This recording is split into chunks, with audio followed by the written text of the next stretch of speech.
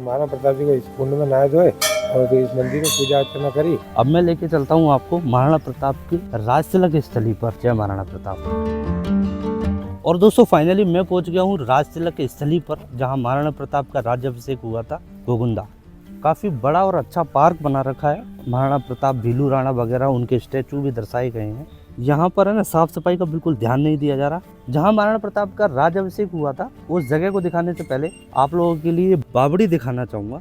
तो यहाँ से देख लीजिए।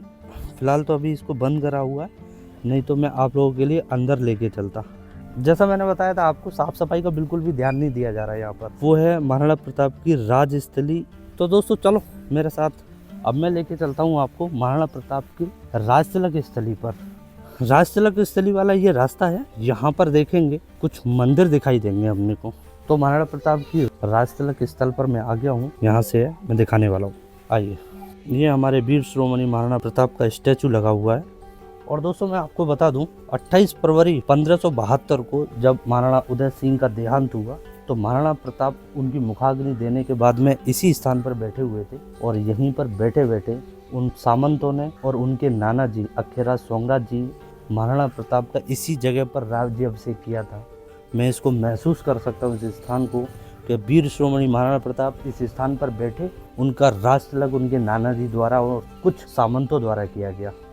तो जगह को आप महसूस कर सकते हैं। इसलिए यहाँ पर वीर शिरोमणि महाराणा प्रताप की स्टैचू को भी दर्शाया गया है। हाँ, उदय सिंह जी महाराणा प्रताप जी के फादर थे। हाँ हाँ। तो वो क्या, उनकी कुछ तबीयत बीमार थे, मतलब वो शारीरिक बीमारी थी उनको जी। तो वो बीमार थे। तो इनको क्या, जो उनके वेदराज जी वगैरह आए थे, तो उन्होंने क्या बताया था उनको कि खुले वातावरण में ले जाओ महाराणा उदय सिंह जी को, तो इनसे क्या इनके स्वास्थ्य में परिवर्तन हो जाएगा और ये ठीक हो जाएंगे यूँ। और महाराणा प्रताप और अकबर के बीच में इसी क्षेत्र में जो लड़ाई चलती थी, तो वो भी क्या इसी क्षेत्र में महाराणा प्रताप जी थे। तो अचानक उनकी क्या तबीयत तो वैसे खराब थी उदय सिंह जी की, और अचानक देहांत हो गया था। जैसे महाराणा प्रताप जी को मालूम चला, तो फिर महाराणा प्रताप जी और उनके जो भी सैनिक वगैरह जो विशेष थे, वो सारे पास में तालाब बना हुआ है, गोविंदा का तालाब बना हुआ है जी। तो उस तालाब पे उदय सिंह जी का दाह संस्कार किया। दाह संस्कार किया? हाँ जी, हाँ जी। फिर वहाँ दाह संस्कार किया। इधर दाह संस्कार करने के बाद में सीधे वो सब जने उनके सैनिक वगैरह सारे इधर आए। वो महाराणा प्रताप जी को इस कुंड में नहाए धोए और इस मंदिर में पूजा अर्चना करी। फिर यहाँ पे उनका राज्याभिषेक हुआ महाराणा प्रताप जी का जी। और फिर यहाँ पास में 5-6 किलोमीटर दूर में एक मायरा की गुफा करके स्थान का नाम है जी। हाँ, वो तो वीडियोस वगैरह मैंने दिखाए थे वो। हाँ, मैं बिल्कुल हल्दी घाटी गया, मायरे की गुफा वगैरह सब कुछ। हाँ, का जन्म स्थान कुंभलगढ़ वगैरह हो गया, कहाँ बचपन निकाला उन्होंने, चित्तौड़गढ़ वहाँ पे भी दिखाया मैंने, सब कुछ कवर कर रखा है। लास्ट वीडियो ये। अच्छा, जो आप बता रहे थे इमली का जो पेड़, इसी स्थान के नीचे? हाँ, इसी इमली के पेड़ के नीचे उनका राज्य। और ये इमली का पेड़ जबी का है? हाँ, ये इमली का पेड़ तभी से है। तो दोस्तों ये है 500 से 600 साल पुराना इमली का पेड़। इमली के पेड़ के नीचे और महाराणा प्रताप जी का राजतिलक राज्याभिषेक हुआ था। राज्याभिषेक से पहले इस मंदिर में पूजा की गई थी और उसके बाद में उस इमली के पेड़ के नीचे राज्याभिषेक किया गया। धन्यवाद साहब। यहाँ सब कुछ सही है, बस मेरा कहना है कि हमारे देश के धरोहर, ऐसे पुण्य आत्मा और वीरों को ऐसी जगह पर स्थापित तो किया गया है।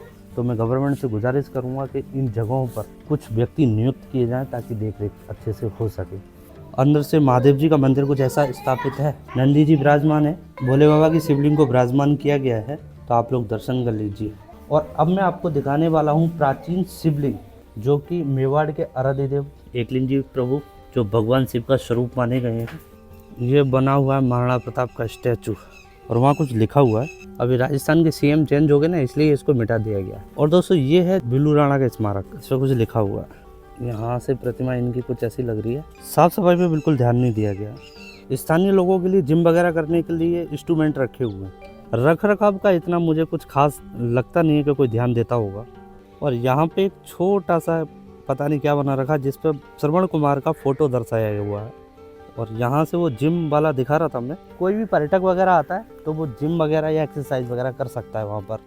राजतिलक स्थली पर मैं देख रहा था कि यहाँ पे ना कुछ रूम वगैरह जैसे बना रखे हैं, तो समझ में नहीं आया पता नहीं क्यों बना रखे हैं यार। ये फालतू का फोकट का कंस्ट्रक्शन का काम चालू कर रखा है। ये देखो आप, ये टूटे हुए दरवाजे पड़े हुए हैं। ये ऊपर का काम अभी चालू बाकी है।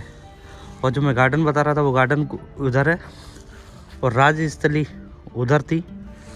लेकिन ये देखो इतने बड़े बड़े रूम बना रखे हैं लेकिन किसी काम के नहीं, टूटा पड़ा बेकार हो रखा है। ये इतना बड़ा किचन बना रखा है और ये पूरा बिखरा टूटा पड़ा है। किसी मजनू ने लैला के लिए आई लव यू लिख रखा है यहाँ पर। इधर भी बहुत सारे रूम टूटे पड़े हैं। बाकी में अगर सरकार के पास इतना फालतू का अगर पैसा है ना तो किसी गरीब के एजुकेशन के लिए दे दें, किसी गरीब की बेटी की शादी के लिए दहेज दे दें। लेकिन फालतू का ऐसा पैसा अगर खराब करना ही है तो मुझे नहीं लगता यार, वेस्ट ऑफ मनी है सब कुछ। ये सरकार को इस पर थोड़ा सा ध्यान देना पड़ेगा। तो आई होप आप लोगों के लिए वीडियो पसंद आया होगा। अगर पसंद आए तो वीडियो को लाइक शेयर एंड सब्सक्राइब कर दीजिए। तो दोस्तों फिर मिलते हैं किसी और नई वीडियो में एक नई जगह। तब तक के लिए वंदे मातरम, जय भारत, जय मेवाड़, जय जय राजस्थान, जय महाराणा प्रताप। धन्यवाद।